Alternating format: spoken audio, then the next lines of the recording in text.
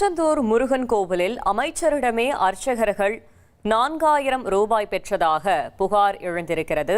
முக்கிய செய்தியாக பார்த்து வருகிறோம். திருச்செந்தூர் சுப்பிரமணிய சுவாமி கோவிலில் அறநிலையத்துறை அமைச்சர் ரமேஷ் ஆய்வு மேற்கொண்டிருக்கிறார். இந்நிலையில் இந்த புகார் எழுந்திருக்கிறது.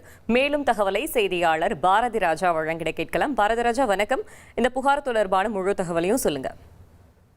தூத்துக்குடி மாவட்டத்தில் இருக்கிற திருச்செந்தூர் அருள்மிகு சுப்பிரமணிய சுவாமி கோயிலுக்கு அறநிலையத்துறை அமைச்சரான ரமேஷ் சென்றிருக்கிறார். அப்போது அங்கு வரும் பக்தர்களிடம் சிறப்பு தரிசனம் செய்வதற்காக 1000 ரூபாய் ஒருவருக்கு வசூலிக்கப்படுவதாக, அதுவும் அர்ச்சகரால் வசூலிக்கப்படுவதாக புகார் எழுந்தது. இதைத் தொடர்ந்து தானும் அது உண்மையா என பரிசோதிப்பதற்காக அந்த சிறப்பு வாயில் வழியாக சென்றிருக்கிறார். அப்போது அர்ச்சகர் ஒருவர் 1000 ரூபாய் ஜிபே மூலமாக அவரிடமே வாங்கி இருப்பதாக கூறப்படுகிறது. உடனடியாக அதிர்ந்து போனவர் இப்படியெல்லாம் நடக்கிறதா என்று உடனடியாக அங்குள்ள திருச்செந்தூர் தேவஸ்தான அலுவலகத்திற்கு சென்று அங்குள்ள அதிகாரியிடம் சம்பந்தப்பட்ட அர்ச்சகரை நேரில் வரவழைத்து விசாரித்திருக்கிறார். இது எதற்காக இந்த பணம் பெறப்படுகிறது, இந்த முறைகள் எல்லாம் அதிகாரிகளுக்கு தெரிகிறதா, குறிப்பாக கோயிலில் உள்ள கண்காணிப்பாளர் அவர் இதையெல்லாம் கண்காணிக்கிறாரா, அங்கு கணக்கு வழக்குகள் சரியாக இருக்கிறதா என்பதையெல்லாம் ஆய்வு செய்தார்.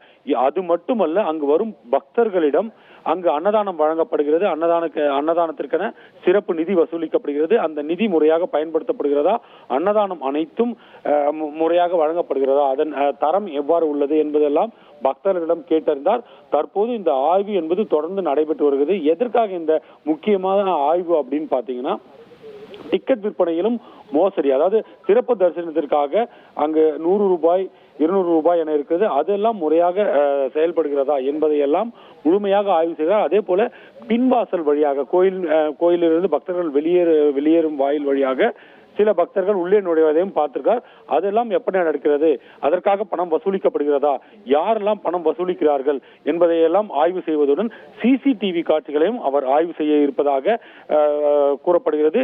இதைத் தொடர்ந்து ஒரு செய்தியாளர் சந்திப்பும் அதில் என்னென்ன ஆய்வுகள் அங்கு நடைபெற்றது, என்னென்ன முறைகேடுகள் உள்ளது, எவையெல்லாம் மாற்றப்பட இருக்கிறது என்பதையெல்லாம் அவர் தெளிவுபடுத்த இருக்கிறார் என்பதும் குறிப்பிடத்தக்கது.